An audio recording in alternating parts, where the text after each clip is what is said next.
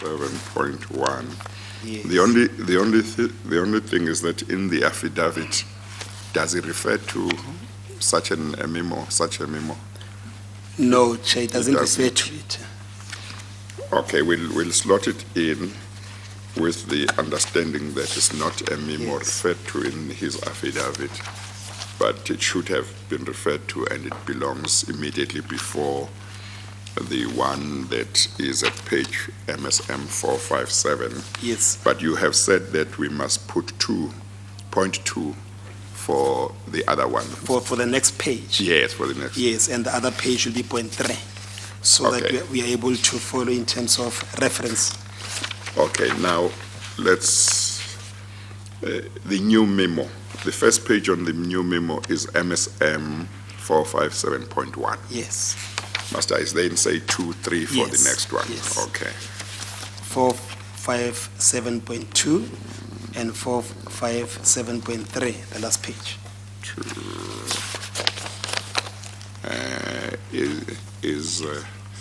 Has the witnesses one already been taken care of? Yes, Okay. And then the one that is 457 remains as 457, or do we Point do one. anything to it? that will go to folder now. If you go to folder number 25, Chair, Yeah, you'll see that's where on page 464, Mr. Mahomedi, it's referencing a number of emails. And yes, they go up until the last email, which is on page 470. yes. And therefore, we are proposing that this one document, it should be page 470.1. Are you talking about the letter now? The letter, yes. Oh, I'm not there yet. Oh, you're still on the memo. I'm still on the memo. We have marked the new memo of MSM 457.1 up to 3. Yes, And I think we have agreed that it should come immediately before MSM 457. definitely. So Yes. my question was whether we should leave MSM 457 as it is in terms of the numbering of the page, or whether we should put in any new thing. No, Chair, I think we You should want us to leave it like yes, that? Yes. Okay. This will have to be punched then in due course. Okay, then you say in regard to the letter, The letter should go immediately after page MSM 470, which is the last email in the sequence of those correspondence.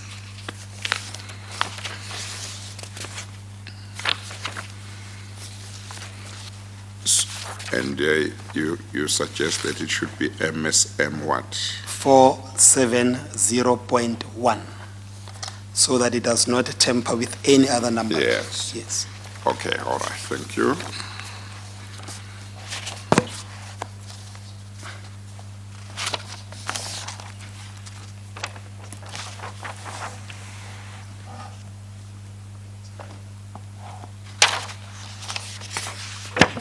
Yes. Yes, Chair. Having done that, then we can proceed to place them properly by means of evidence of Mr. Mahomedi.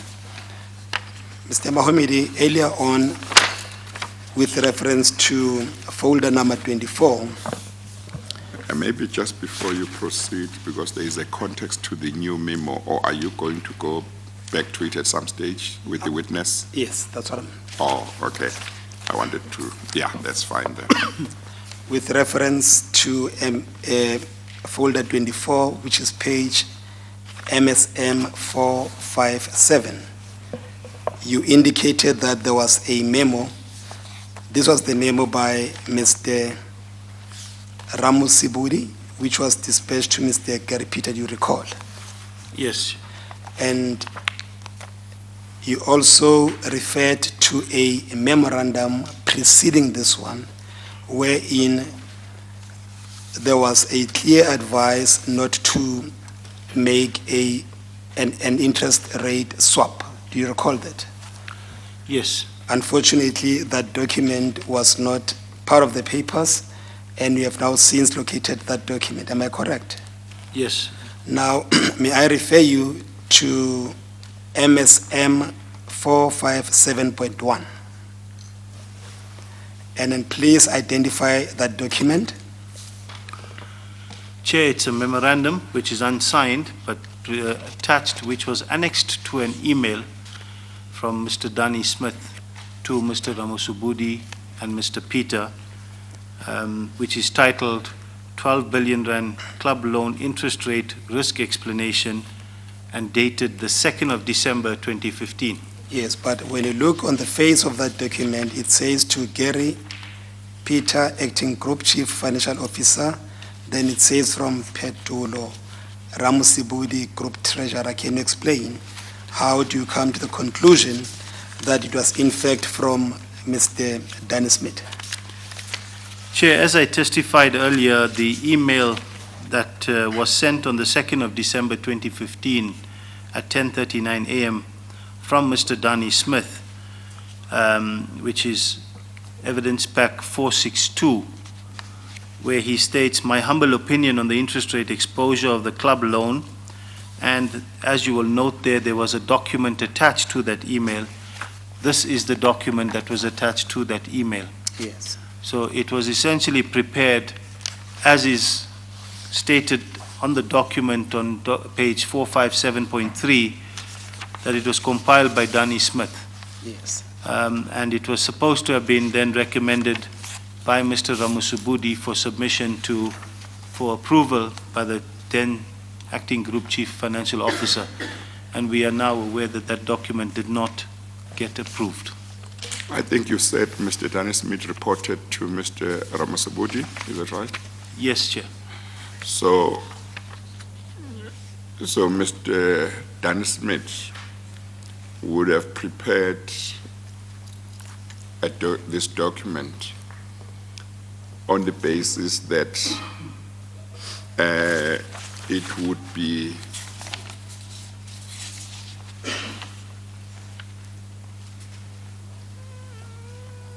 it would go ultimately to Mr. Gary Peter, but after Mr.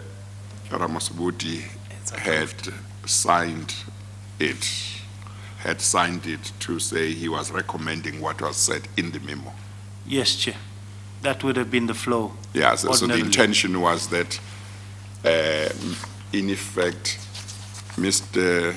Dan Smith and Mr. Ramasubudi would be making a recommendation to Mr. Gary Peter, and that the recommendation would be based and supported by the contents of the memo. That is correct. But if Mr. Ramasubudi did not agree with it, then he could amend it or change it or whatever. But Mr. Dan Smith prepared it on the basis that he and Mr. Ramasubudi would agree. But as it turned out, Mr. Ramasubudi does not appear to have agreed. That is correct, Chair. Okay, all right. Now, may I refer you to page 457.2 of that memorandum that we've just introduced into evidence, and take us what Mr. Danny Smith says under the heading conclusion. Chair, under the conclusion, point number 14 of this memorandum, it states it is recommended that the club loan not be switched to a fixed rate exposure by means of an interest rate swap due to the following. If there was a definite need to fix the rate during the finalization of the club loan, the loan should have been dealt as fixed, as any swap will create an amount of volatility in the income statement due to fair value movements, which could be minimized by the application of hedge accounting. Interest rate swaps will use massive credit lines from banks, which is not that freely available over a 15-year tenor, and these lines are required to hedge foreign exchange related exposures due to the MDS requirements. Swaps will come at a cost which need to be determined in the market. Liquidity for the 12 billion will have to be tested in the market. There is currently a gap of around 200 basis points between the cost of a floating rate and the indicative cost to fix. And based on the forecasts from BER and the additional pressure the cost of swapping to fix will create on the cash interest cover ratio of the group, it is not recommended to swap the club loan from floating to fixed. So this was the advice conveyed by Mr. Dan Smith to Mr. Ramusibudi. Yes, And despite this advice, you've already testified that we know that the swaps were executed. that is correct. Yes. Now, This memo gives reasons or motivation why it was not a good idea in the view of Mr. Dan Smith to swap interest rate regime from a floating interest rate regime to a fixed interest rate regime. And, but we know that about, 2 days later, is it 2 days later, Mr. Ramusibudi prepared a document that was saying that there should be a swap. Now, have you had a chance to look at the reasons given by both this memo for the different positions they take? And are you able to say whether or not the one that Mr. Ramusibudi sent to Mr. Peter, whether it does reflect that he had an answer for the arguments in the other memo?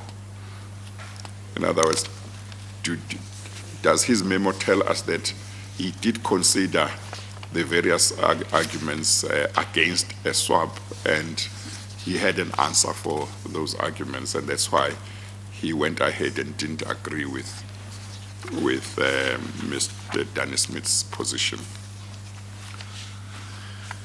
Chair, we have had a chance to look at the two.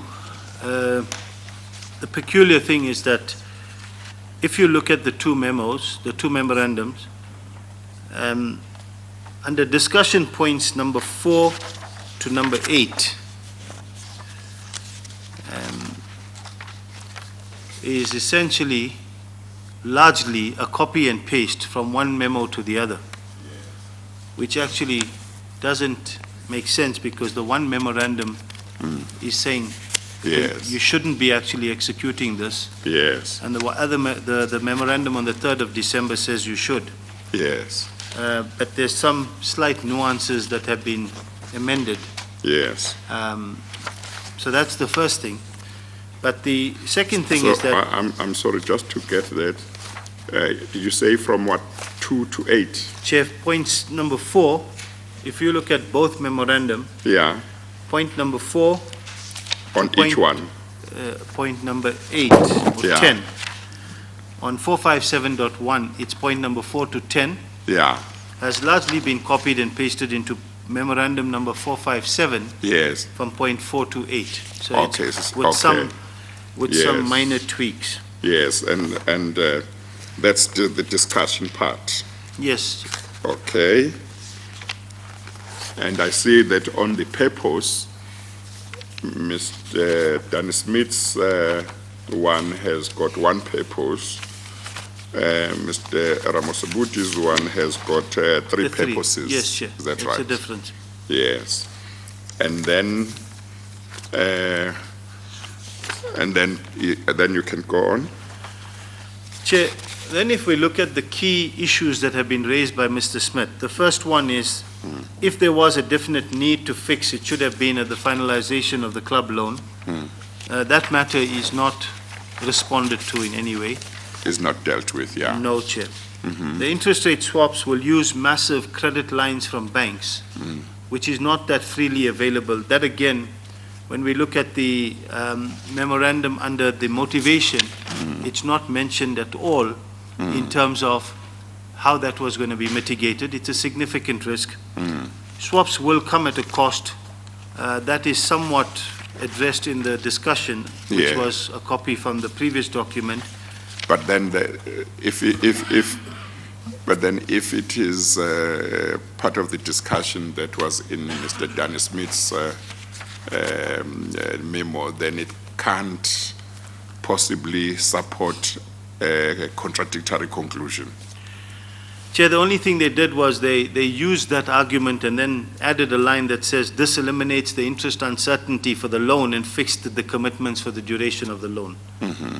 So to convert the negative they created, Yes. they haven't addressed the fact that this brings more than 200 million rand of additional cost Yes, to the income statement of Transnet. That's Yes. still not addressed. yes, The liquidity issue of 12 billion rand has not been addressed.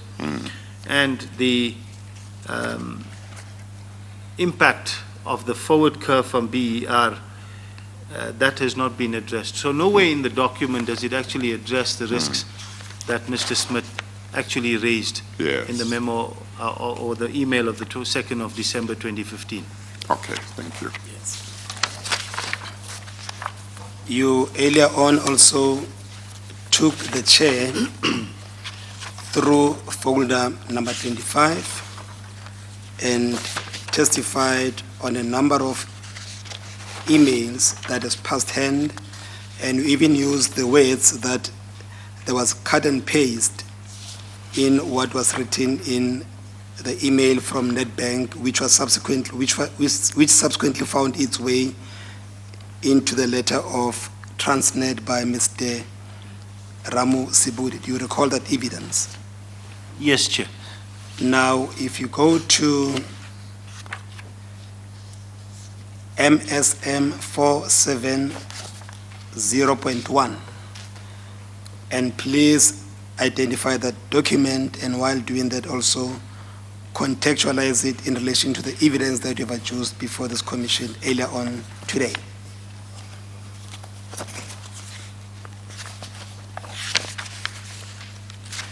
Chair, we provided evidence earlier on in terms of page 465, which says that Ms. Carol Piri, who was the assistant to Mr. Ramusubudi on the 16th of March 2016, sent an email with an attachment to Mr. Moss Brickman of Nedbank, saying that Mr. Ramusubudi has rephrased the content of his email in a form of a letter for the supporting documents. And the chairperson asked for that specific letter.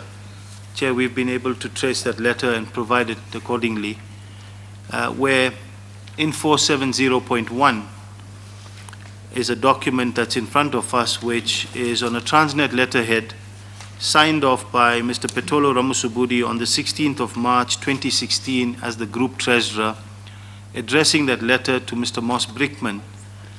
And essentially, the first paragraph of that letter is a copy and paste of the email Mr. Brickman had sent requesting this particular paragraph to be included. And there is a second paragraph which says, furthermore, a copy of the approval of the transaction was sent to you on the 16th of March.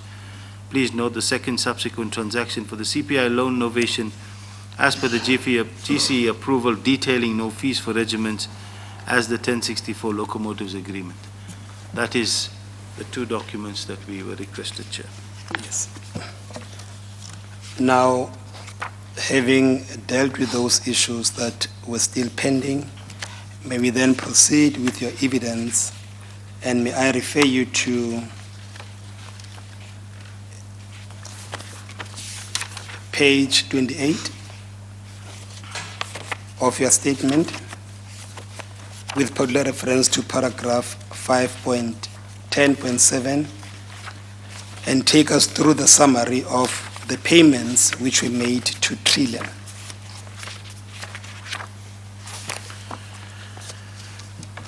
Chair, The payments that we reflect under 5.10.7, a number of them, and we will identify them, were done in line with the purported session that we discussed before lunch in some level of detail. That was essentially the contract under which these payments were made. There was a payment that was marked Transnet Property for 41.04 million. A payment, or there were 3 invoices that were marked General Freight Business for 23.94 million. There were 2 invoices that had the reference SWOT and another one, a reference GCIA, being Group Capital Integration and Assurance, for 38.7 million. There was an invoice for Transnet Engineering for 11.4 million. And as we mentioned earlier on, that for the ZA Club loan, there was a payment of 93 odd million, which included VAT. We did state that under 5.10.7.5 that there was no evidence, as far as we have reviewed and requested, that any work was done for the provision of the service under the arranging of the ZA Club loan for 93 million or 93.5 million. Yes. Chair, it is also necessary to note that under 5.10.7.3, for the SWOT and GCIA invoices totaling 38.7 million rand, this amount was refunded to Transnet in December 2016, as we believe no work was executed by Trillion, even though the payment was made in July 2016. I will deal with that in a little more detail as we look at the next part of the statement, Chair. But I do want to know just whether in refunding this amount, Trillion considered that no work had been done, or whether they gave another reason for refunding it. Chair, a number of these invoices had made their way into the public domain before this time, before the December period. As I'm aware, regiments had taken exception to some of these payments, claiming that they had executed the work, and why was Trillion the beneficiary of the payment. That was one of the key disputes that occurred at the time. The other key piece of evidence is that these 2 invoices particularly related to my area of control at the time. As I mentioned earlier on, the SWOT contract as well as Group Capital Integration, these were my areas in Transnet at that point in time. We got to hear of these invoices and the costs were wanting to be allocated to my department. We resisted and asked then what work, where was the evidence of any work. As I pointed out earlier on, when in March 2016, we had wanted to understand the procurement event with Trillion. And at that time, we had asked all of the people who represented Trillion that were previously with regiments to leave the building or leave our side of the building, as we didn't have any procurement event with them. So when these invoices surfaced sometime in July, I think it was, or late June 2016, it was quite surprising, to say the least, because we were certain that Trillion had not executed any work at the group, in the Group Capital Integration and Assurance function. I will later on also provide testimony to the processes that were implemented at Transnet to investigate the leaks of information, this amongst others. And the reason I say that was because we had made very clear to those particular investigators that these invoices were invalid because Trillion had not done any work in the group capital integration space, neither had they done any work referencing the SWAT 2 contract. In fact, they had done no work in our department. So it was I would say a combination of factors that would probably have led them to refund this particular amount. But what I want is their version, as far as you know it, if you do know it. They had received payment, a large payment, and you were now demanding the money to be paid back. Did they just pay back without saying anything? Did they say, we believe we are entitled to this amount, but for reasons A, B, C, D, we are giving it back to you? Or did they not say anything? They just transferred the money back? That's what I want to know. Chair, I'm not in the know. This particular transaction was, as is evidenced by the documentation, managed by largely Mr. Edward Thomas, who was the group supply chain officer at the time, and Mr. Gary Peter. Yes. Outside of that, very few people seem to have an understanding of what actually transpired, Chair. Yes, and you are not aware of any correspondence that may have accompanied the refund from them? I'm not aware of anything, Chair. Okay. Can I pose the Chair's question slightly different? If indeed Trillion had performed and executed work or rendered the services for the amount which they've been paid for, would there be any reason for them to pay back that money? No, there wouldn't be any reason if the work was executed. Yes. So, also, Chair, one of the invoices is reflected as work done on the 1st of February to the 1st of April, at which point there was no contract session or otherwise, because the session only existed on the 10th of May 2016.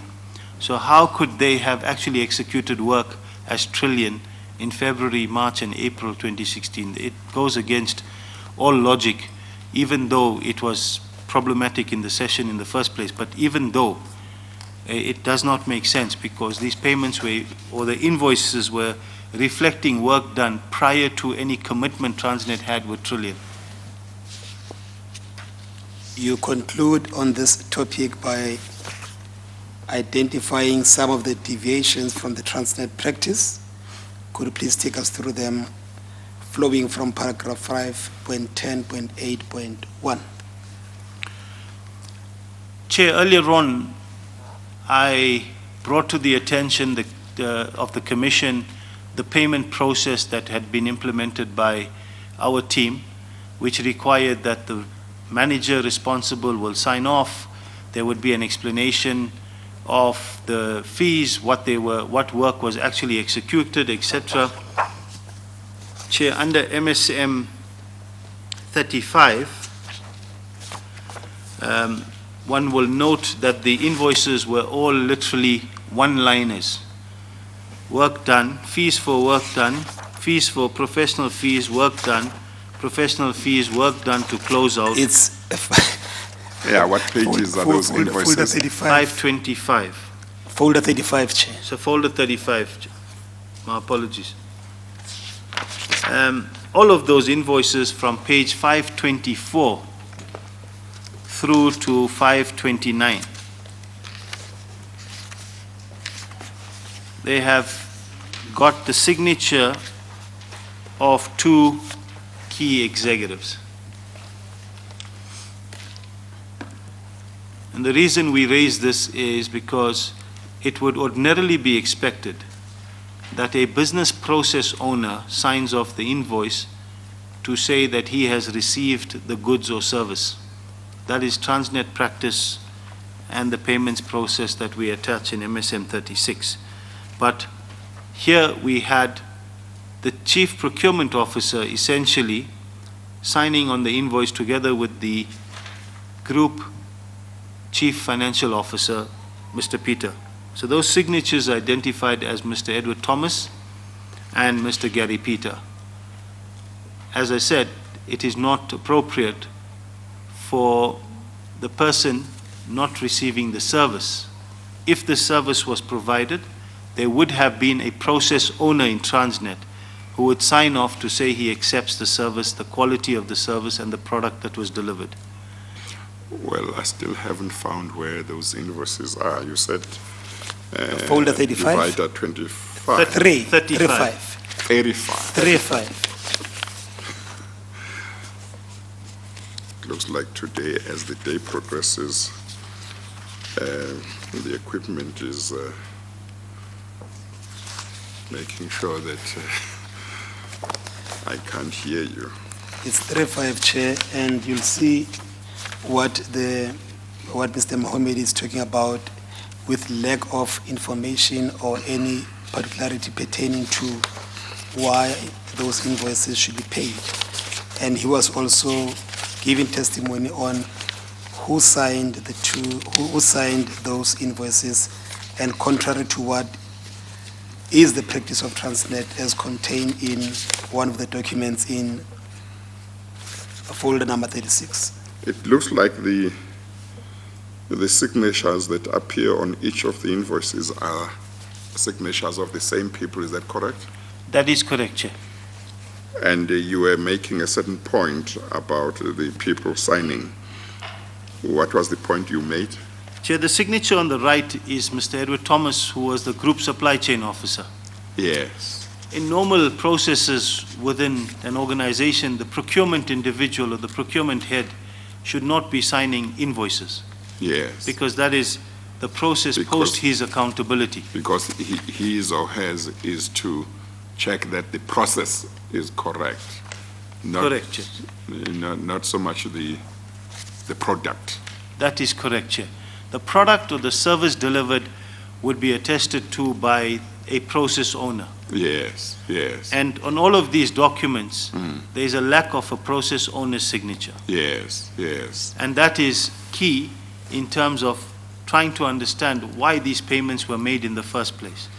And are you able to say, in terms of your own experience at Transnet, that generally the person who would sign an invoice would not be a procurement person? Two principles, Chair. The one is that it would not be a procurement person, Yes, and the second would be that a process owner, whoever that may be, will sign for the receipt of that service yes. and a deliverable. And what type of person would be a process owner, if you are able to clarify that? Chair, if you look at the, Would it be like the head of the department whose needs or which needed the service or the product? that is 100% correct, Chair. Okay, And when you look at the invoice, for example, on page 479, yes, the invoice says Transnet General Freight Breakthrough. One would have expected that somebody from that division that yes, managed this for General Freight, be it the Transnet Freight Rail Chief Executive or the Chief Operations Officer, yes, would have signed this to say that this invoice is valid, people delivered this service. yes, If we look at another one, it says SWAT 2, that would have been expected to have my signature, because it was on page 527, my apologies, 524 and 527. I'm sorry, you're too fast for me. Where does it say SWAT 2, the first one, which is? 527, Chair. Page 527, Chair. Oh, I was looking at the one at 524. Okay, 527. It says, Where about in the invoice does it say SWAT 2? Chair, it says work done, professional fees, Oh, work there done. is SWAT 2. Now I say Yes. SWAT 2 project, Chair. yes. So you would have been the process owner. Correct. So it should have come to you for you to sign if Yes, you were Chair. happy with that the work had been done. In the first place, if Trillion pitched, Chair. Yes, okay. So, but your signature is not there. Correct. And it was never brought to you at the time. No, sir. And the other signature, is it Mr. Peter's signature? That's right, Chair. And he He was in Treasury, he was in... No, Chair, he was the Group Chief Financial Officer Yeah, Group Chief Financial Officer. of Transnet. Would a person in that position normally sign invoices? He would ordinarily sign after the process owner signs. Yes. If it was beyond the process owner's delegation. Okay, okay. So if it was above, in this case, he would have signed post, After you had signed? after I would have signed. Yeah. Do they all relate to your department or only the one you mentioned related to your department? Chair, there's two that relate to my department. There's page number 529 as well. Yes. These two relate to my department, and the others relate to a variety of functions at Transnet. Yes. But you are able to say in regard to the others as well, the process owner, the person who was supposed to have signed, had not signed. So the process owner's signature has to be there, even if in addition to it, there must be the chief financial officer's one. And the process owner's signature should be before the chief Before- financial yes, officer yes, signs. So yes. if there's one that shows it after, Yes. then this was authorized for payment essentially before the Yes. process owner confirmed it. So you say that these invoices are defective, raise question marks, to say the least. Yes, Chair. In Yeah. addition to the fact that these invoices, some say services were rendered in March 2016, April Yes. 2016, when Trillion had no contract at Transnet. Yes, The session only took place on the 10th of May, yes, 2016. yes.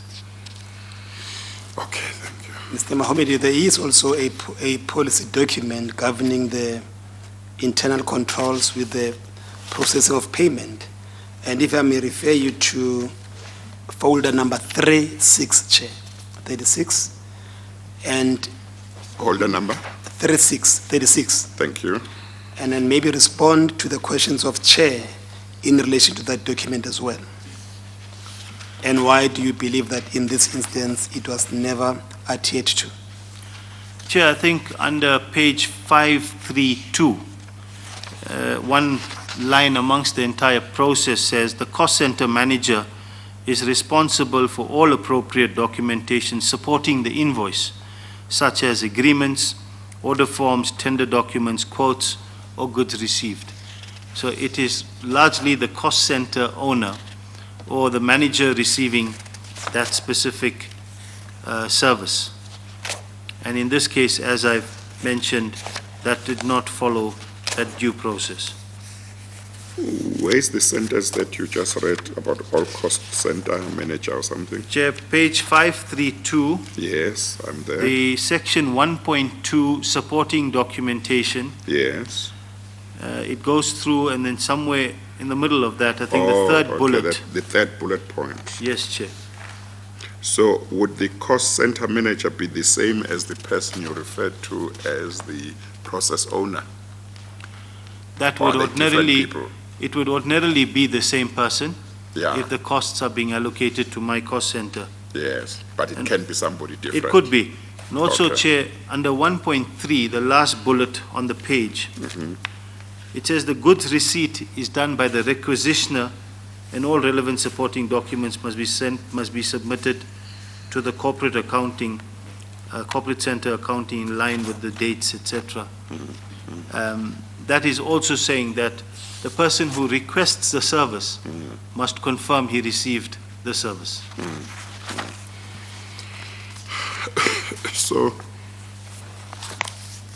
So in many respects, in terms of the evidence given by yourself as well as by Mr. Volming and the chairperson of the board so far, it appears that unless we find or we are finished with proper explanations by the people who were involved in some of these things, it appears that there was just a blatant disregard of procedures and processes which are put in place to try and minimize chances for abuse, for corruption, and of minimizing losses, potential losses to Transnet. So unless one finds, unless there is somebody who comes up and gives a sound explanation why these procedures and processes were disregarded, it appears that it was just a blatant disregard of processes. Chair, in support of your view, I think a number of these processes that we reference are standard processes in Transnet.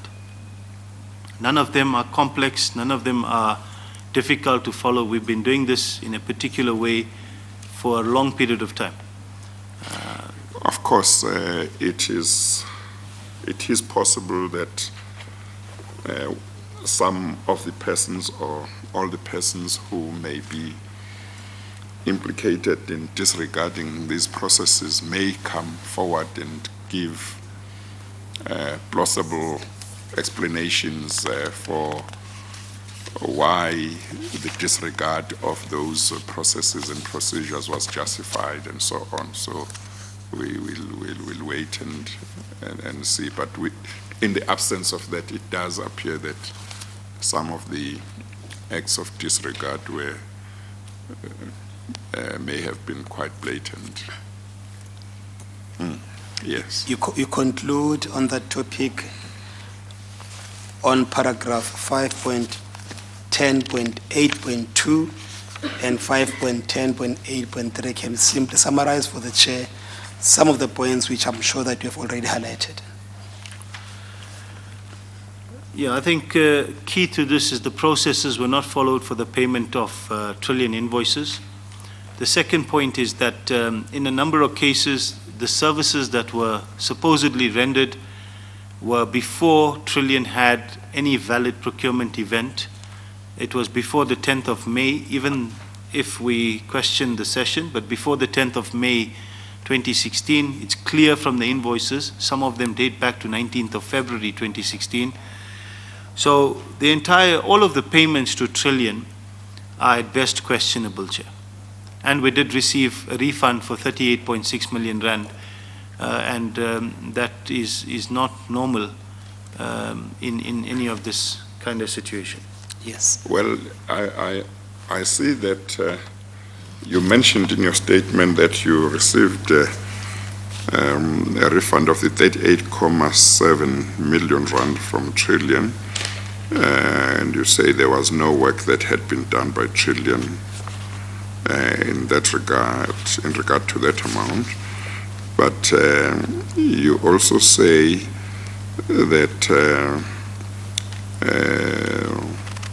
there was no work done in regard to the invoice or the payment of 93 million rand, but that one has not been refunded. Is that correct? That's correct, Chair.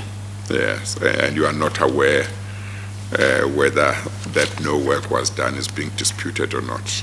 No, Chair. We've commenced a process through our attorneys to civil action against the company. Okay. Yes.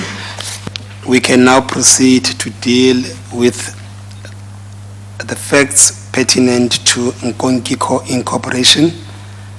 You start dealing with them from paragraph 5.11 on page 29. But before you do that, please give us the background, relevant to Inkonkoni. Chair, it is necessary to note that Inkonkoni were a service provider to Transnet for certain internal audit functions that were outsourced. In 2013, Transnet went through an open tender process to appoint a firm or firms to assist with the internal audit function, which was outsourced. At the time, 3 bidders were appointed as the preferred bidders of a consortium for the internal audit function. They included KPMG, Inkonkoni, and Sekela Kabiso. The Inkonkoni contract at that time was awarded for a 5-year period commencing on the 1st of August 2013 to end on the 31st of July 2018. That initial contract was for a value of 500 million for the 5-year period.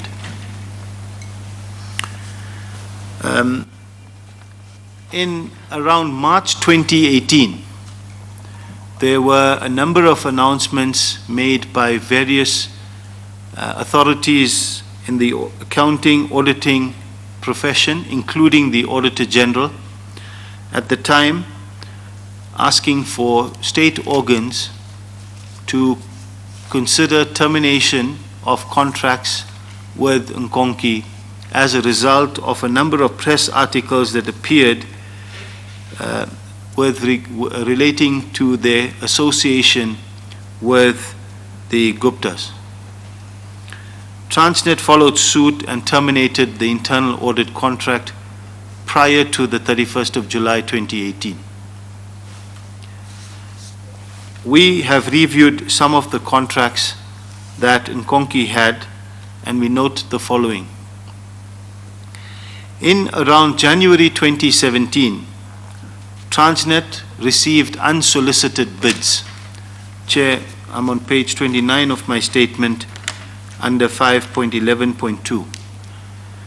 In January 2017, Transnet received unsolicited bids from Inkonkoni, as well as one that was under Inkonkoni and Oliver Wyman, for a variety of services, including what was called supply chain efficiencies, coal and iron ore line volume and tariff optimization. May I refer to page 452? Chair, that is folder number 37. 37, Yes. okay. 542, yeah. Yes.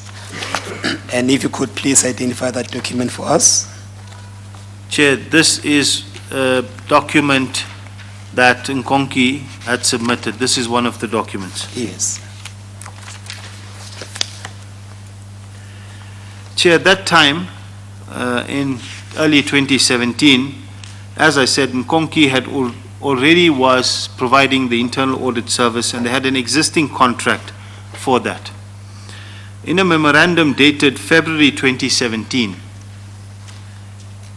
which was addressed to the assets, my apologies, the Acquisitions and Disposals Committee, the ADC, Transnet executives proposed that Transnet utilize the existing internal audit contracts for these unsolicited proposals. And in the Transnet contract, it allows for something called non-audit work. Under the folder 38, we have included the specific request that went through to the Transnet Acquisitions and Disposals Committee. Page 571. Page 571. Yes. Chair, this document was submitted to the Acquisitions and Disposals Committee as the last page, I think it's page 575 suggests, on the 7th of February 2017.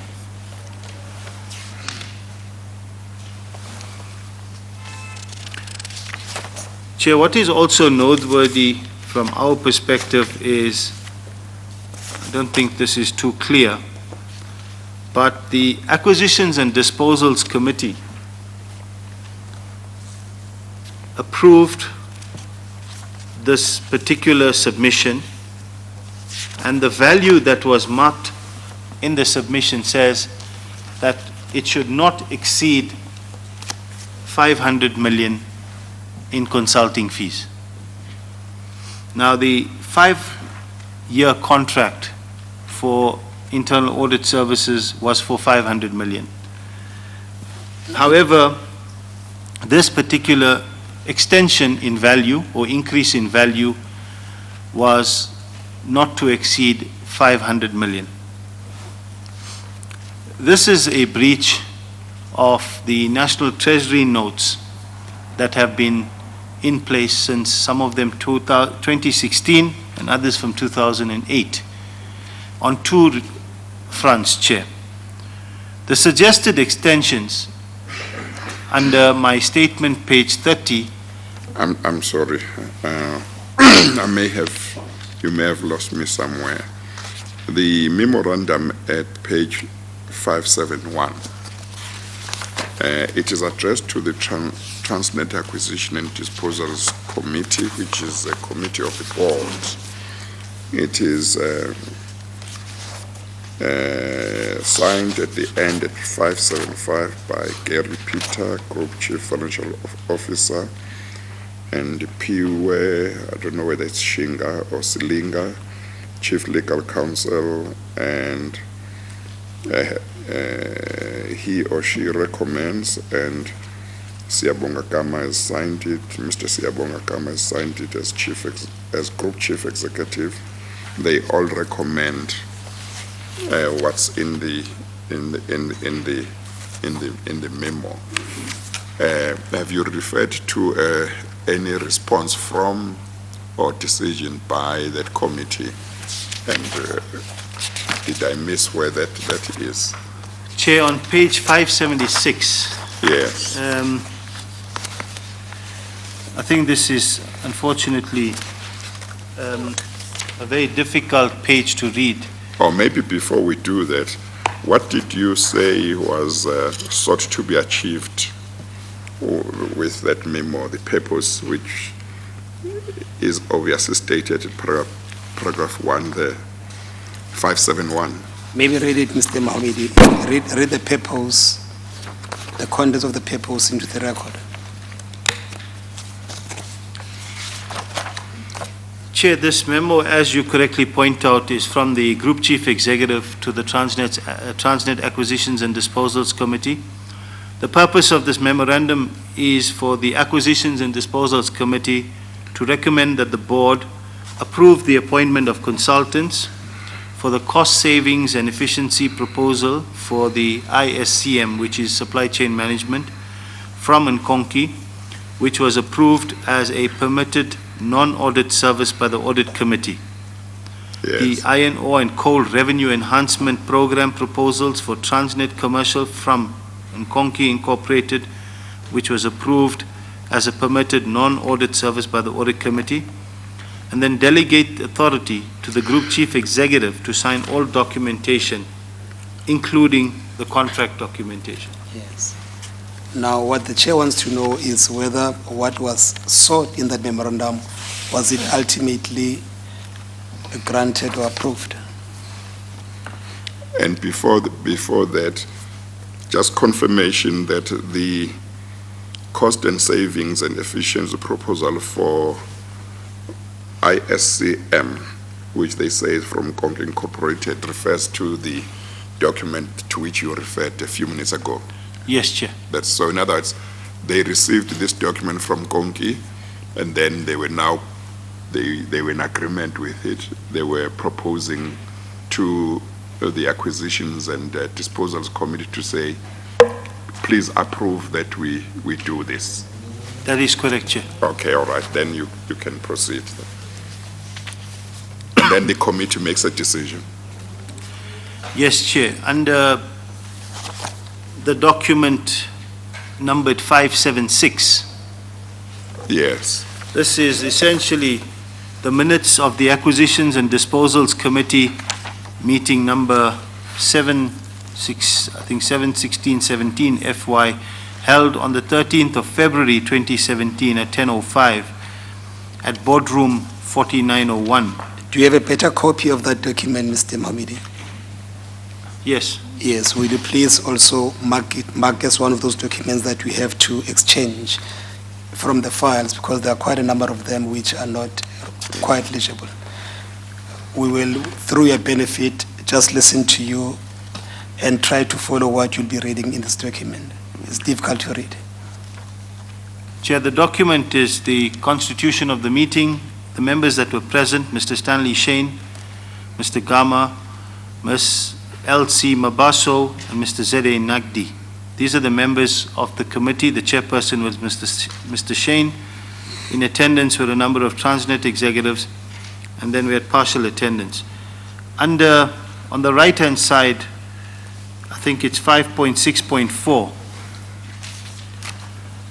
A member inquired whether the services could be capped within the committee's authority, namely 500 million, and sought clarity on the contractual terms for the said services.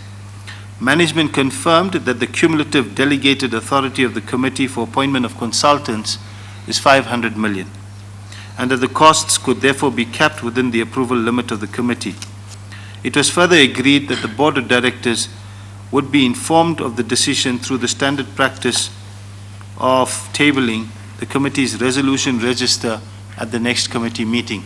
Essentially, this submission was approved by a board committee with the delegated authority, Chair. The concern? And did the committee give approve everything that was asked for by the particular executives that we have? Yes, Chair. Yes, okay, all right, thank you. Chair, in my opinion, I think Transnet's acceptance of Inkonki's unsolicited bid did not comply with National Treasury Practice Note 11 of 2008-2009 as but before you say that, can you just summarize what the substance is that their proposal was about? What did they want to do, and why were they making an unsolicited bid? Chair, they asked for three things, Yeah. or they spoke to three things. The first was procurement optimization. Optimization of our processes, bringing in savings on procurement contracts, and assisting Transnet to better its income statement and balance sheet position. The second piece was to look at the coal line optimization and enhancement. What opportunities existed for volume growth and any tariff possibility with customers. The third was the iron ore line, to actually engage again with customers to look at what opportunity may have existed for iron ore volume growth, and if there was a potential for us to look at the tariffs with the customer. So those were the three key issues. And they were approved. Correct. Yes. The interesting thing about that is that from the contracts that we have not seen around, or I have not discussed around regiments and McKinsey, they were given similar contracts before that. On coal enhancement, McKinsey was given a confinement on that. I think it was in 2014, I'm not sure. And regiments, McKinsey were given a contract for the iron ore tariff review as well. So it seemed to be a duplication in very quick succession, but that is the context to it, Chair. But despite it being a duplication, I mean, these services are those which would ordinarily have to go out on open tender. Am I correct? Yes, Chair, because they are service providers who can provide this service outside of Inkonki. Yes. What is the policy, or at the time, what was the Transnet's policy on unsolicited bids? Was there a policy that would say something like, if Transnet receives an unsolicited bid, this is what should follow, or was there nothing specific? Chair, in terms of National Treasury Practice Note 11, 2008-2009, which Transnet subscribed to, the criteria for consideration of an unsolicited proposal is very clear. It says institutions are not obliged to consider an unsolicited proposal, but may consider such a proposal only if it meets the following requirements. Only if it meets. A comprehensive and relevant project feasibility study has established a clear business case. B, the product or service involves an innovative design. C, the product or service involves an innovative approach to project development and management. Or D, the product or service presents a new and cost-effective method of service delivery. Those are the specifics of the National Treasury note on unsolicited bids. Amongst other things, it talks about the lot of detail in terms of what should be provided, etc. But when it says an unsolicited bid may be considered under the circumstances which you have set out, which it sets out, what's your understanding of what that means? Does it mean if you consider that this is something you need as an SOE, you can then take it and conclude a contract with the person who sends the unsolicited bid? Or does it mean that if you believe that you need this kind of service or product, you should then follow the tender processes? Or in other words, those exceptions that it seems to set out, are they to say if any one of these is present, you can conclude a contract without going through procurement or tender, open tender? Or does it mean if you need it, you must still go through the tender process or procurement processes? Chair, the first principle here would be to assess whether the unsolicited bid provided a solution that was not ordinarily available in the market. Mm-hmm. In this particular instance, I don't believe that to be the case, in my view. Mm-hmm. It was for optimization of a process. Mm-hmm. There are a number of institutes out there and institutions out there that would be able to have helped us if we had put out a proper open tender.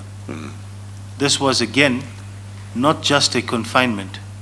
This was piggybacking off a contract that was already in existence and going in through a technicality of saying it's other services, but so significantly that we were possibly going to double the value of that contract without any process. So is your answer that the National Treasury note to which you have referred Was noted here. would permit or would not permit Transnet to conclude a contract which it considers it needs, for a service that it considers it needs from a service provider who provides an unsolicited bid? Or would the position on your understanding be that if the SOE such as Transnet and SOE such as Transnet believes that it needs this kind of service, then it would, generally speaking, have to put it out to tender unless it's a situation which under the procurement prescripts it would be permitted to not go through an open tender? Chair, in terms of the policy from National Treasury, it goes further to say, after a lengthy discussion, if the accounting officer or accounting authority decides to consider the unsolicited bid, he or she must send a registered letter to the address referred to in paragraph 2.2a, confirming the decision to consider the unsolicited proposal. Okay. It was not a decision that was for Transnet as far as I understand it. It had to have gone through a process of review. So where it says, refers to consider, it seems to, maybe this what I'm saying might be different from the understanding I may have had earlier on. It seems to make a distinction that if you are going to consider it, it means you are going to consider it without an open tender.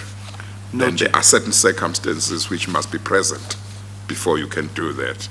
But if you are not prepared to consider it that might mean you want to put the whole thing out to tender, and they might have to bid like everybody else, and it would be considered later if they are successful, or somebody else's one may be considered later.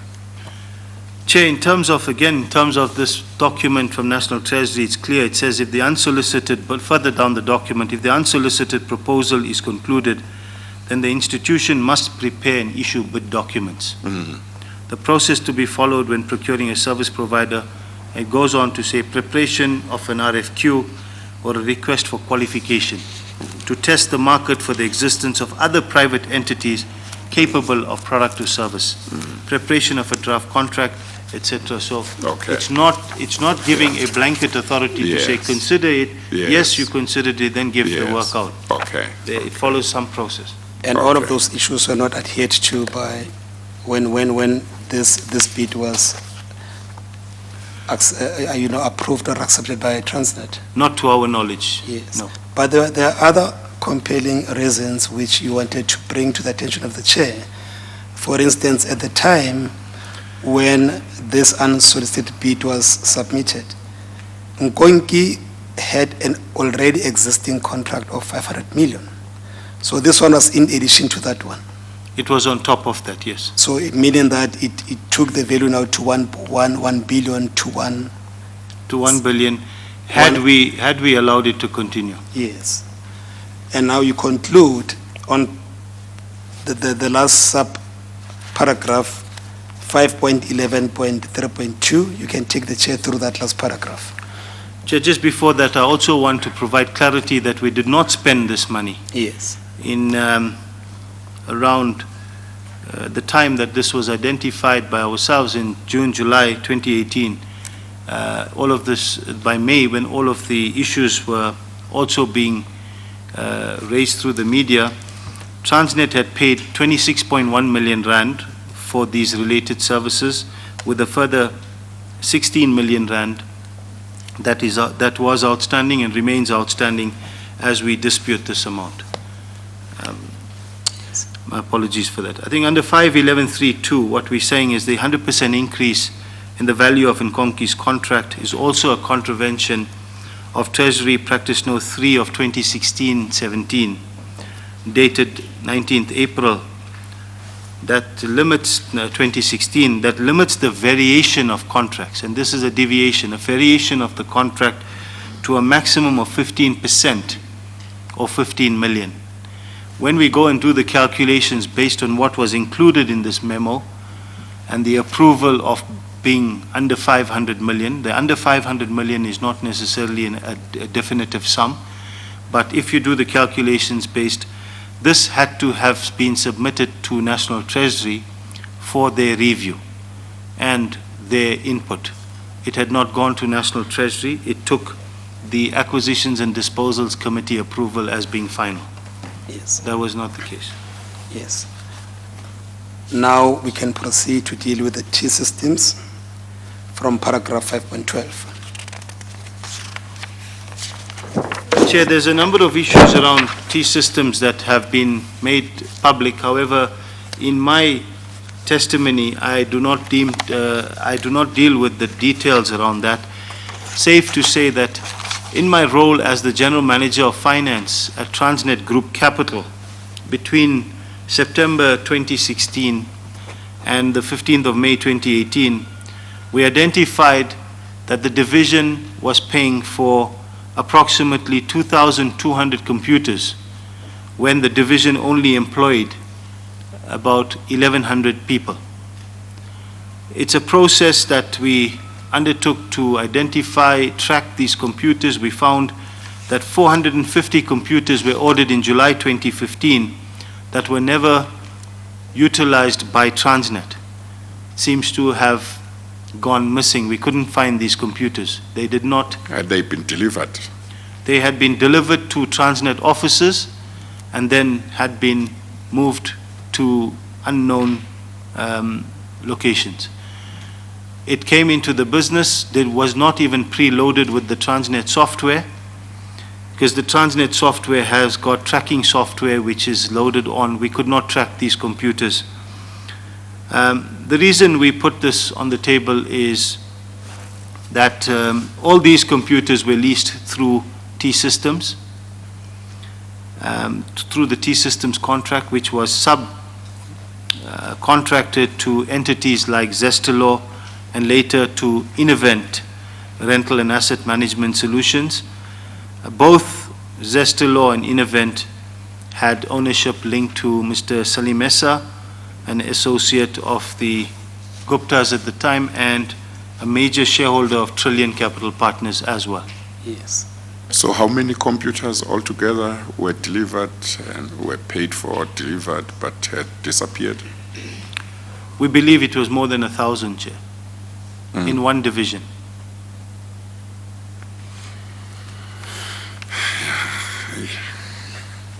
I mean,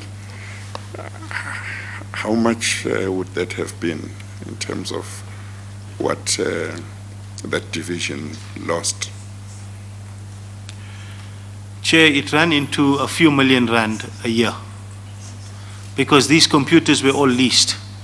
So you were paying for computers that didn't exist and you would continue paying for them until you reached a settlement with the entity to settle these computers, because they were leases that just continued into perpetuity. The leases would have been for how long? Would they have been all more or less for the same duration, or you wouldn't know? Chair, they would have ordinarily 3 to 4 year life, the lease, but it only cancelled when you had returned the computer physically, Yes. and then it would terminate. Yes. So in some cases, the 450 were computers that we identified in July 2015, but there were other older computers that were never returned, that had gone missing, that were being paid for until about the middle or towards the latter of 2017, when we finally settled the matter and paid the difference and stopped the payment from recurring. Has that issue been determined by any investigation as to whether it might just be just sheer theft, which might not be connected with anything, or Transnet up to now hasn't determined exactly what happened? Chair, we were unable to determine exactly what transpired because we had the confirmation of the delivery and then it just goes But there cold. would have been people under whose custody each computer was brought. When they were delivered, if they were supposed to be housed in one place, there would have been somebody who would have been responsible to make sure that they were safely kept there, and if they were they were given to employees, there should have been records of which computer was given to which employee, and that employee would have had to confirm whether the computer ever reached him or her and what happened to the computer, or was there no paperwork or no paper trail? Chair, there was an investigation done. A number of employees or a few employees were suspended. Subsequently, some resigned. We also had identified individuals who were involved in theft of computers. We are not able to establish whether it was entirely all of these computers or some of these were definitely related to that case. The individual was found guilty and was sentenced accordingly at the time. It's something else. I mean, more or less 1,000 computers get delivered and they just disappeared, and nobody at Transnet knows exactly what happened. It's very a strange. challenge. Sure. Yeah. Well, it must talk to certain weak systems within Transnet. I mean, that's not one computer disappearing. It's a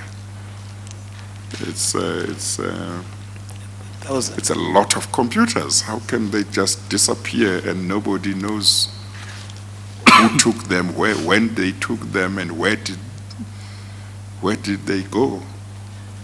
It must talk to weak systems within Transnet.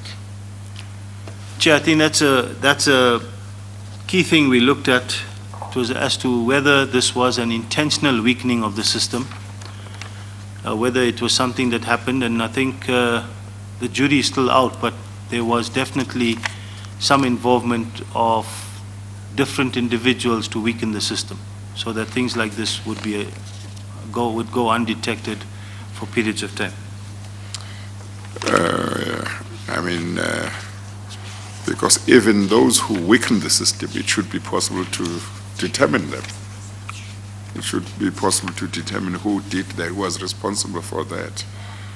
And because certainly with that kind of thing, that should be of such great concern that immediately Transnet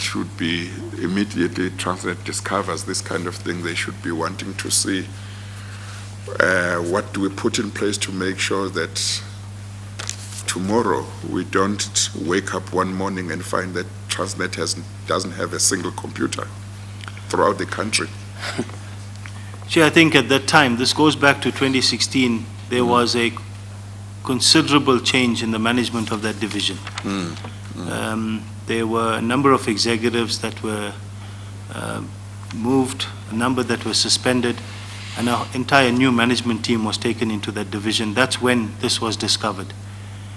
It would have gone undetected had there not been a significant change, a reshuffle in management. Is there a report sitting somewhere which was compiled by whoever was asked to investigate the circumstances under which those computers were or disappeared and so on? Is there a report somewhere?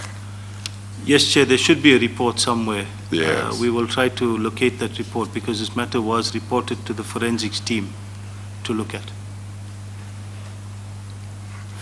Well, it's horrifying. It's horrifying. And it is taxpayers' money. It is, Chair. Yes, thank you. The next topic that we are dealing with, Mr. Mahomedi, is the Neotel matter from 5.13. Mr. Volming did testify on this issue at length. You can give us, the summary and the highlights of what you want to convey to the Chair, as corroborating, obviously, what Mr. Volming has testified on. Chair, I think under the folder 41, commencing on page 595, this was what we believe to be an original memorandum that is dated the 30th of October 2013. Under banner 41, page 595. This is a memorandum at the time from Mr. Gary Peter, who was the Group Supply Chain Officer, Ms. Mansika Matuane, who was the Chief Information Officer, myself at that time acting as the Chief Financial Officer in Mr. Singh's absence, to Ms. Shala Pillay, who was the Acting Group Chief Executive in Mr. Mulefe's absence. As I said, it's dated the 30th of October 2013 under the title RFP number GSM 13040722 for provision of network services, request for approval to approve the process, award contract, and issue a letter of intent inviting Neotel to further negotiations as the preferred bidder of this RFP. The purpose of the submission is to request the Group Chief Executive to approve the procurement process and award of business to Neotel Pty Limited, sign the letter of intent for the preferred bidder, sign letters of regret for the 4 unsuccessful bidders, sign the letter to extend the current Neotel contract. And who was the acting group chief executive at the time? The acting group chief executive was Ms. Shala Pillay. If I may refer to page 598. Yes. At on that page, who are the individuals that signs that document? There's a PP for McDonald Maluleke, who's the commodity manager, Mandla Dube, the category manager, Mr. Fani van der Walt, who was executive manager of group strategic sourcing, Mr. Gerry van der Westhuizen, the executive manager in the office of the CIO, Mr. Peter Volmink, this is on PP on his behalf, who's executive manager governance and compliance, Mr. Yusuf Lunat, executive manager EIMS service delivery, Mr. Gary Peter, the group chief supply chain officer, Ms. Mansika Matwane, the chief information officer, myself as the acting group chief financial officer, and finally approved by Ms. Shala Pillay, who's the acting group chief executive officer. So all the necessary signatures of the relevant authorities were appended on that document? Yes, Yes. even though some of us were acting with full delegated authority. Yes, yes, proceed. Chair, this was, as I said, to approve the procurement process and award business to Neotel. I move to folder number 42 under the Page document, 600, Chair. page 600. Chair, this is a memorandum from Mr. Brian Molefe, the Group Chief Executive at the time, to Mr. Anot Singh, Ms. Mansika Matwane, and Mr. Gary Peter, the Group Chief Supply Chain Officer at that time, dated the 20th of November 2013. RFP number GSM 13040722 for provision of network services. Request for the approval to approve the process, award contract, and issue a letter of intent. This document, as its purpose states, to inform the Group Chief Financial Officer, the Group Chief Information Officer, and the Group Chief Supply Chain Officer of my decisions to award the above-mentioned business to T-Systems, South Africa, in terms of your request in your memorandum dated 31 October 2013. Chair, the document goes on to explain a few things, but under page 603, in the approval, it notes the following under item number 26. Based on the explanations given above, I request the Group Chief Financial Officer, the Group CIO, and the Group Supply Chain Officer to note my decisions to award business to T-Systems in terms of section 25 of the PPM, the Procurement Procedure Manual, and that I am overriding the recommendation made in the tier report, which is the evaluation report of procurement. Yes. Essentially, Chair, this memorandum on the 20th of November discarded the memorandum of the 31st of October, replacing Neotel with T-Systems. Then, Chair, under MSM, under folder 43, page 607, there is a further memorandum dated the 5th of December 2014, which is addressed from Mr. Anot Singh, Mr. Gary Peter, and Ms. Mansika Matwane to Mr. Brian Molefe. The purpose of this submission is to request the Group Chief Executive to approve the award of network services to Neotel for a period of 5 years with effect December 14 to November 2019, sign the MSA, the Master Services Agreement for the provision of network services between Transnet and Neotel, sign a letter informing Neotel that Transnet will not invoke its rights in step-in as per clause 5115 should the Vodacom purchase of Neotel be approved, sign a letter informing Neotel that Transnet will withhold 79 million rand until the financial guarantee is furnished, etc. Yes. And you make some key observations from paragraph 5.13.6 on page 32 of your statement. Can you take the chair through your observations? Chair, what is important is that, as we pointed out, the first memorandum, which had gone through a proper process, had all of the relevant supporting documents in place, was approved by the then Group Chief Executive, Ms. Shalapale, on the 31st of October. On the 20th of November 2013, Mr. Molefe rescinds that entire process and makes a unilateral decision to award the entire contract to T-Systems. And then a year later, or more than a year by later. that time, I'm sorry, by the time Mr. Brian Molefe did that, had Neotel been told of the decision? Do you know? Chair, of all the documents that we have, the documents were signed. I'm not sure if they were sent. Okay, okay. And then suddenly a year later, Neotel is then appointed. So there's a decision to appoint Neotel through the correct procurement process. Then suddenly it's T-Systems. And then a full year later, finally, Neotel is appointed. The key observation, Chair, is under the folder 43 on page 608.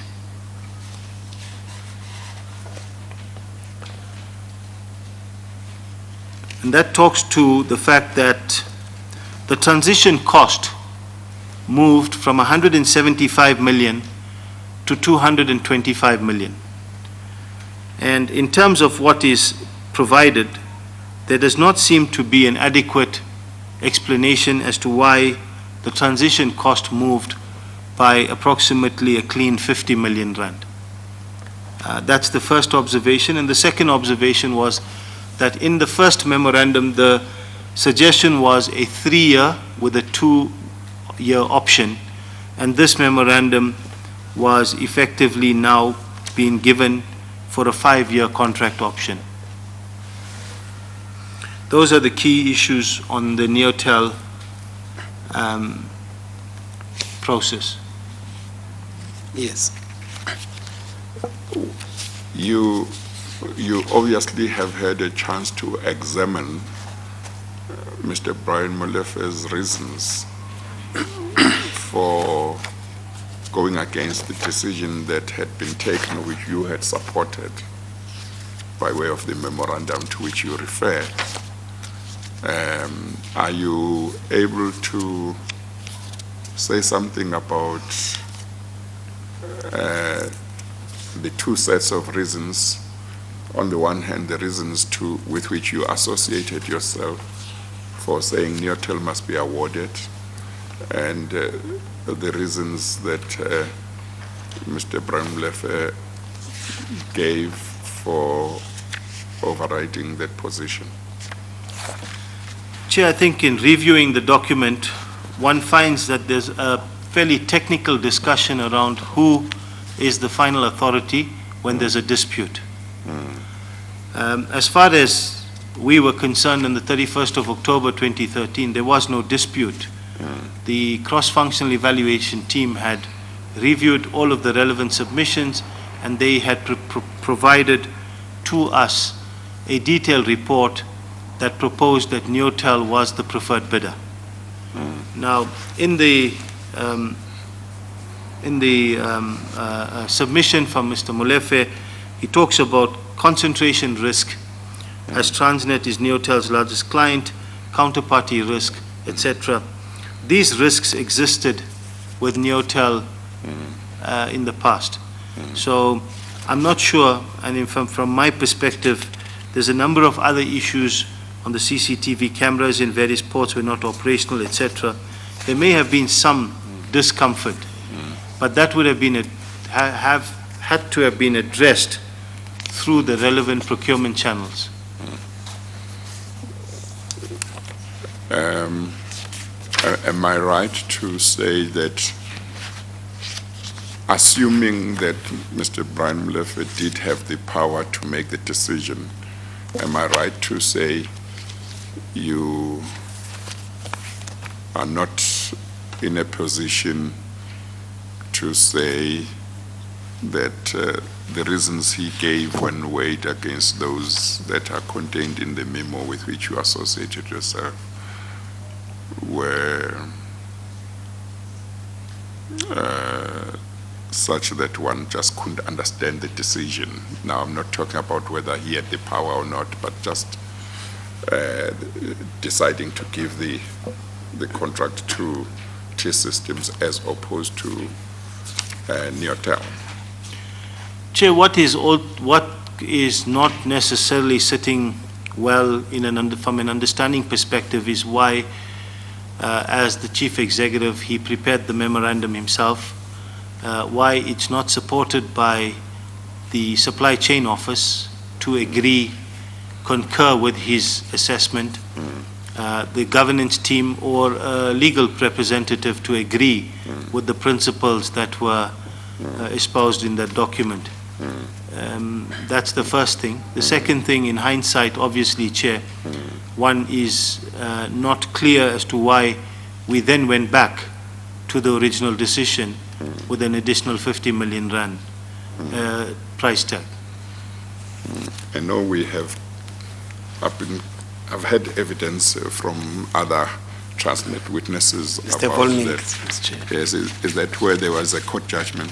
Yes, Mr. Volming gave quite detailed analysis of the two memorandums, and he went back and even told us his reasons. There was senior counsel's opinion and so on. Yes. Yeah, okay, thank you. Yes. You conclude that portion of your statement with paragraph 5.13.7 and 5.13.8. If you can simply read them into the record, we'll then deal with the next topic.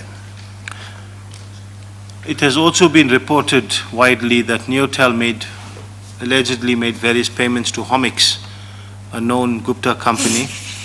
The pattern is discernible in the manner in which the estimated total cost of the 1064 locomotive transaction was increased. There seems to be a pattern in my view. Yes. Now, you then deal with what you term a culture of intimidation and investigations. You can summarize that for us?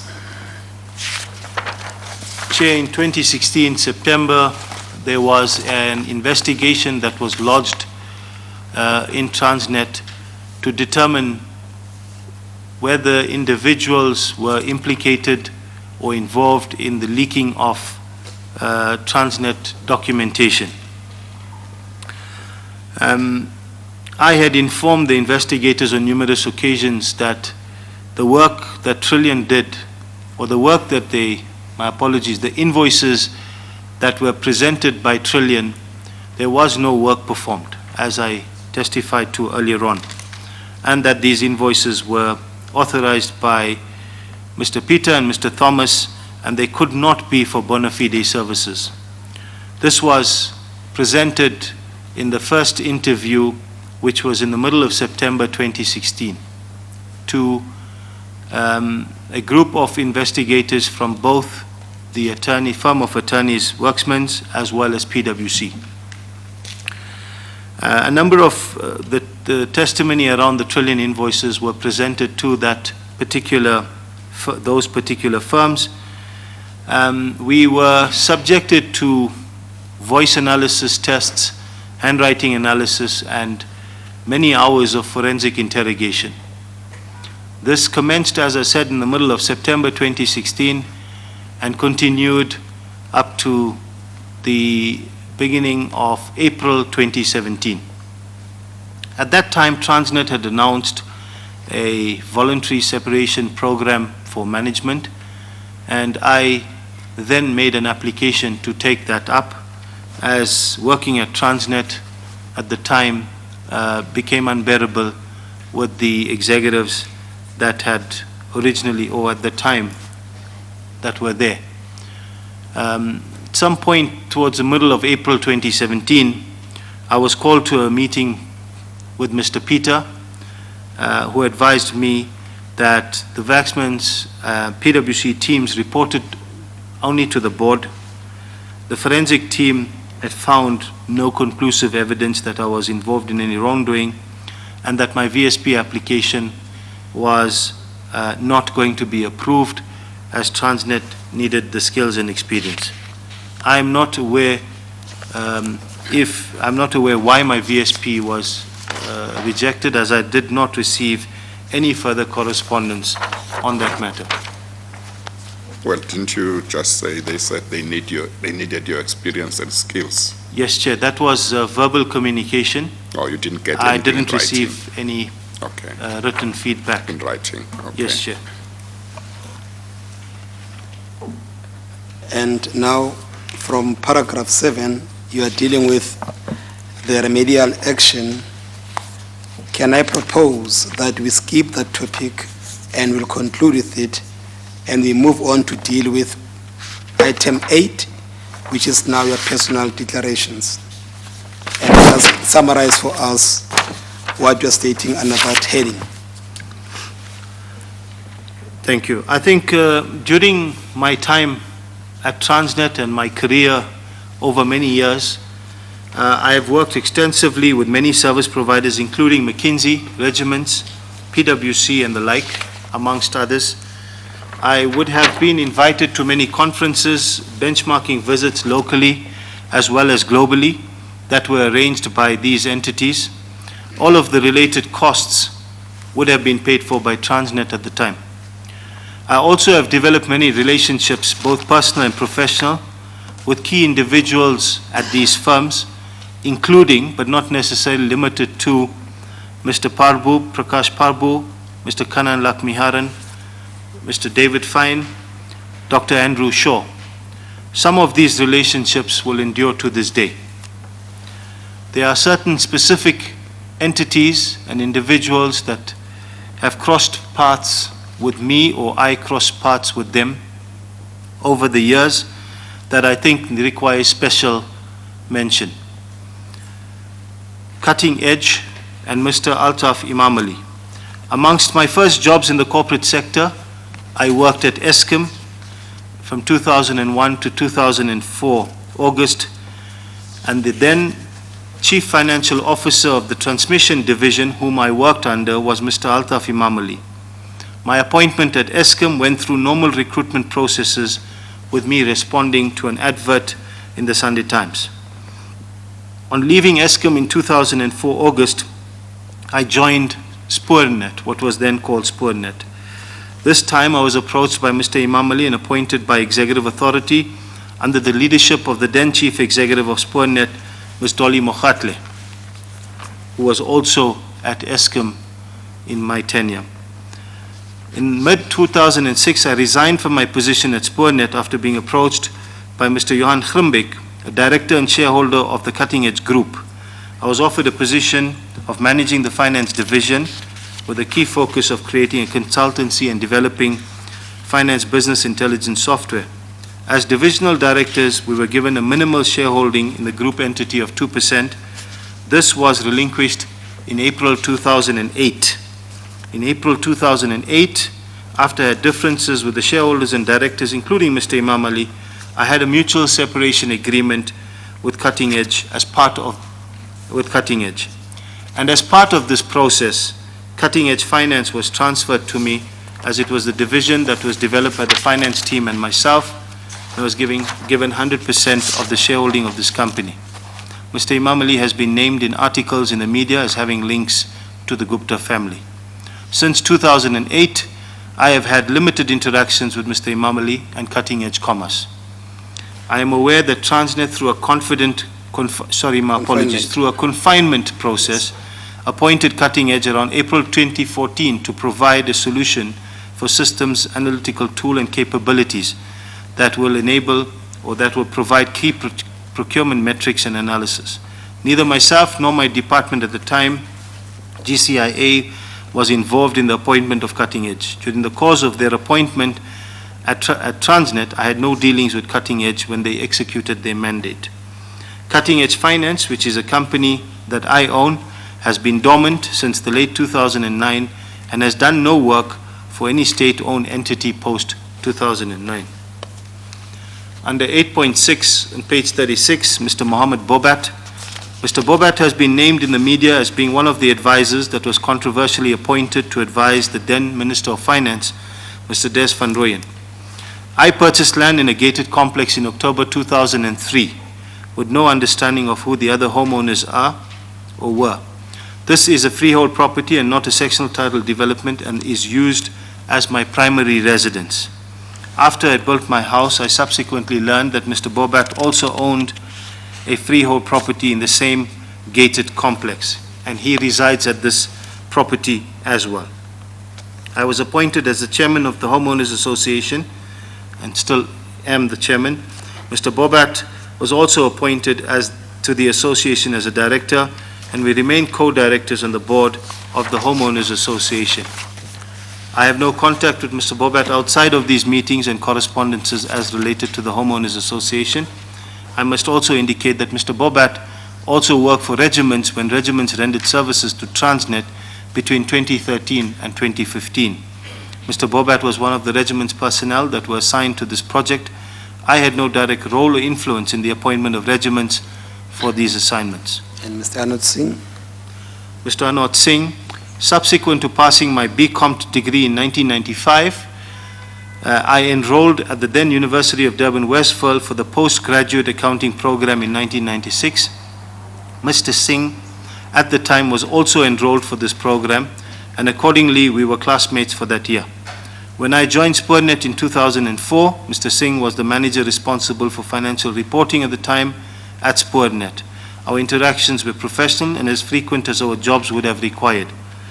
In December 2012, Mr. Singh approached me to offer me a role as the General Manager of Group Capital. I accepted the role and joined the Group Finance team officially in February 2013. During the period of 2013 until 2015, before Mr. Singh's move to Eskom, I reported to him directly. Effectively, Mr. Anand Singh was my direct line manager. During this period, in my opinion, we had a cordial and professional relationship. Mr. Peter was a colleague during the time that Mr. Anand Singh was the CFO. He was appointed by the then Minister of Public Enterprises, Ms. Lynn Brown, as the acting Group Chief Financial Officer at Transnet effective 1st August 2015 and subsequently confirmed as the Group CFO in 2016. For the ensuing 13 months, I reported directly to Mr. Peter until my appointment as the GM Finance of Transnet Group Capital on the 1st of September 2016, a position I applied for and was interviewed by, amongst others, Mr. Peter. Yes. And those are the declarations that you sought to make before the chair? Yes. Yes. May I now refer you back to page 34 of your statement and now deal with the remedial action. In the recent months, together with the board and executive management, I think there has been a lot of introspection around what has transpired at Transnet and what needs to be done to avoid this from ever happening again in Transnet or in our country. There have been breaches of corporate governance. There have been manipulations of certain processes and policies within Transnet. And right up front, Transnet, together with the board, has begun looking at and making immediate improvements to the procurement processes and controls, bringing in Treasury risk management and oversight, embedding the financial and capital controls that should exist in a business that used to be there as well, by the way. An immediate action that has already been implemented is to amend the delegation of authority to not allow individuals the authority to sign off on procurement transactions, on capital investment decisions where it's possible. The oversight process and assurance processes have been improved significantly, with the board taking on a very, very diligent perspective as it comes to things around Treasury, finance, procurement, and investment decisions. Transnet has also embarked on a program to recover funds, and as we stated and testified earlier on, Chair, we have recovered the 618 million from China South Rail. The 86 million we will continue to pursue that. We are pursuing legal opinion in terms of understanding whether there's an opportunity, legal processes and legal opinion to set aside the interest rate swap transactions that are costing us, in our view, approximately 400 million rand per annum, in addition to the floating interest rate. We have commenced a renegotiation process with the original equipment manufacturers to align our requirements in the short, medium, and long term. And we are also in the process of talking to certain service providers where there are certain allegations around those service providers to reach an agreement on some sort of settlement to recover some of these monies back to Transnet. Yes. I think the one key thing, Chair, that is necessary to mention as well is that Transnet is a significant entity in the lives of South Africans, in the lives of the business community. But at the same time, there are a number of people in the 55,000 strong Transnet community that remain committed to this business. And they are good people. They are passionate people. They are people who have literally given their lives. There are people in Transnet that will be here for more than 40 years, working in one entity, committed to this country. So together with these people, we will ensure that we take Transnet to the next level and make sure that as South Africans, we deliver on the mandate that we have from the country. Yes. And finally, you have made a request that you want to read the contents of your conclusion, and with the indulgence from the Chair, can I then refer you to page 38 and read for us from paragraph 9.1 that is now under the heading conclusion. Chair, in my opinion, I think all of this is my opinion subsequent to all of the observations and reviews that we've conducted in the last few months. I believe Transnet was successfully manipulated to benefit a few individuals and entities through the following modus operandi: a focus on significant procurement transactions for goods and services which required willing participants internally and externally. Through supplier development requirements from Transnet, local consulting houses were inserted by executives to identify opportunities and design schemes to siphon funds out of the company. The design and use of complex financial instruments that hid flows to beneficiaries and created annuity losses for state entities. And internal governance structures were deliberately weakened, overlooked, and not utilized effectively. Much has been written about the recent events in state-owned entities and how these entities were repurposed for the benefit of a few, almost all with either limited access to information or a view only into a single transaction. Over the last few months in my current role, I have come to realize how legitimate projects or initiatives were directed in a particular way to achieve the agenda of the corrupt.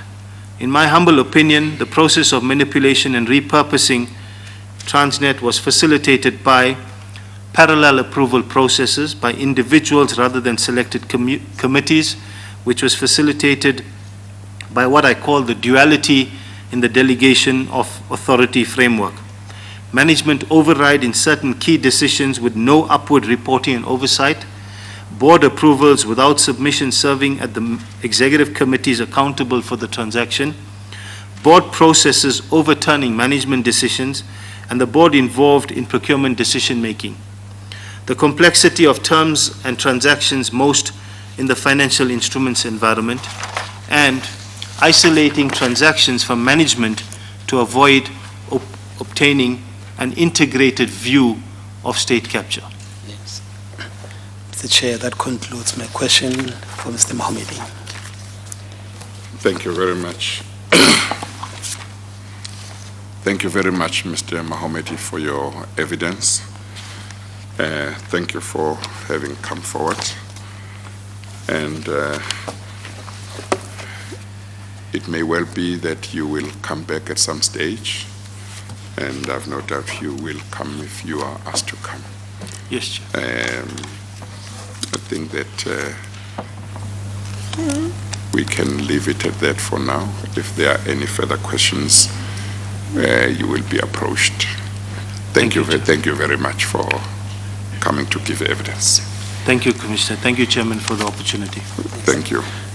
You are excused. Mr. Chair, at some point, we will uplift your exhibits in order to ensure that we replace those eligible documents, and also to make sure that we provide those other necessary documents that we requested. Yes. I think there were also, I don't know whether these two documents that were handed up this afternoon cover all the documents that were referred to, which we didn't have in the bundle, but which it would be desirable to have or not. We will look at our notes, we'll make sure and that we cover those. One of the aspects that you requested was the composition of the Treasury Department and how it was, Yes. We'll make them, we'll also make proper copies in due course available.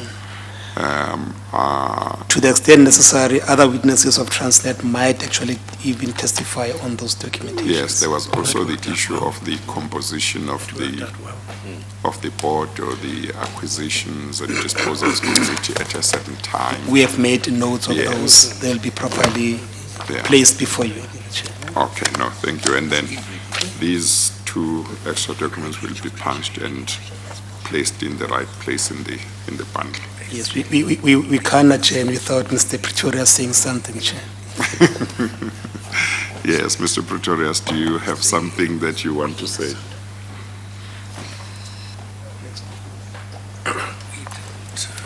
Chair, you're aware of the need to place before the Commission an affidavit. I see it's 4 o'clock, perhaps. Yes, no, we can You want to do deal it with now, it quickly, yeah. It's the affidavit of Zwelini Mkhize. It will be Exhibit C3, and if I may read it onto the record, it's not long. Yeah, please do so. It relates to the evidence of Mr. Jonas. Yes, Chair. That Mr. Jonas gave evidence that I think on the 16th of January 2016, he had a meeting with Dr. Zwelini Mkhize. Yes, the evidence is quoted in the affidavit, so it will become clear what the context of the affidavit is. Yes, no, I just want to make sure that, because it comes out of the blue, he had given evidence that he had met that is Mr. Jonas, had given evidence that he had met on the 16th of January with Dr. Zwelini Mkhize, and in that meeting he had disclosed to Dr. Mkhize what had happened according to his version when he met Mr. Ajay Gupta or another Gupta brother at the residence of the Guptas on the day that he indicated he was there. So this is an affidavit from Dr. Mkhize to deal with whether he confirms that or not. Okay, you can read it. Yes, that is partially confirmed in the affidavit, Chair. It reads, I, Zwelini Lawrence Mkhize, state under oath and state that I am the Minister of Cooperative Governance and Traditional Affairs, having been appointed by the President, His Excellency Cyril Ramaphosa, on 27 February 2018. I was the Treasurer General of the African National Congress for the period 2012 until December 2017.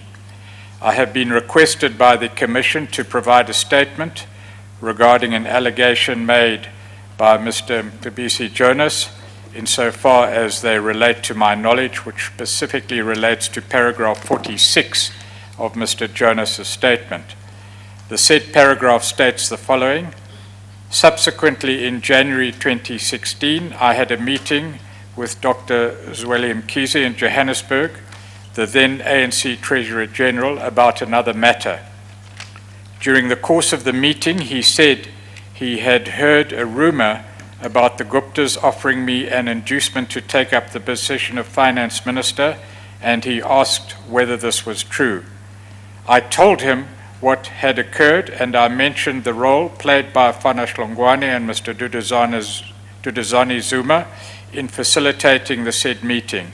Dr. Mkhize indicated that he was shocked and advised that he noted my concerns regarding the matter, including in respect of the role of Mr. Duduzane Zuma. End of quotes. That's the quote from the statement of Mr. Jonas. The statement of Mr. Mkhize continues, having read the above paragraph to Mr. Jonas's statement, I hereby confirm the contents in its entirety. According to my recollection, it was on the following week that I met the then Secretary General of the ANC, Mr. Gwede Mantashe, at Luthuli House, as he was also a full-time official of the ANC with me. I shared with him what Mr. Jonas had told me. He also indicated that he was aware of the allegation. The matter was then discussed by senior officials and thereafter by the National Executive Committee. A resolution was subsequently taken that given the seriousness of the allegations of state capture that were being made, any ANC member who had more knowledge about having been approached by the Guptas in a similar manner to Mr. Jonas or was in any way affected by this must come forward and provide information to the Secretary General. My understanding was that this was meant to avoid these allegations only being discussed informally and behind the scenes with no resolution, but rather to deal with them through a formal process and appropriate channels. And that statement was sworn to and commissioned on oath. No, thank you. I think a copy thereof should be sent to the persons that Mr. Jonas in his evidence says were present at the meeting, and so that they know that there is an affidavit that is to this effect. Yes, what they can or can't do with it is a decision that they will take, but they should know that there is an affidavit to that effect. At this stage, there might be no need to call Dr. Zweli Mkhize for purposes of that aspect, but if their reaction is such that they feel that he should be called, then we will hear what they have to say. At this stage, the idea is that this is a conversation between two persons. No one else seems to have been present who can say, who can dispute what they said. But if any of the implicated persons wants something to be done about it, then their request can be considered then on the merits. Noted, Chair. We'll do so. Yeah. Okay, thank you. Excuse me. Tomorrow, should we start earlier than normal? Are we likely to finish tomorrow's witness in one day or not? Chair, the next witness, Mr. Kellard, will take several days, possibly more than 2 days, but time has been set aside for it. I haven't consulted with the evidence leader, Ms. Sello, about it, so I'm not really in a position to answer. Well, yesterday we had discussed the possibility that he could start his evidence today, and I was subsequently told that there was difficulty with that because the preparations for him to give evidence had not been finalized. So I think it should be possible to start early tomorrow. So yes, there was another reason why he wasn't available, Chair, yes. And that is he's at the time in another inquiry where he's at present giving evidence, so it's yes. been difficult to arrange times, yes. but he is available tomorrow. And Ms. Sello is not really objecting to an early start. She's comfortable with an early start, I'm informed. Yes. Okay, let's start at 9:30 then tomorrow. As you please, Chair. Yes. We'll adjourn then for the day, and tomorrow we'll start at 9:30. We adjourn.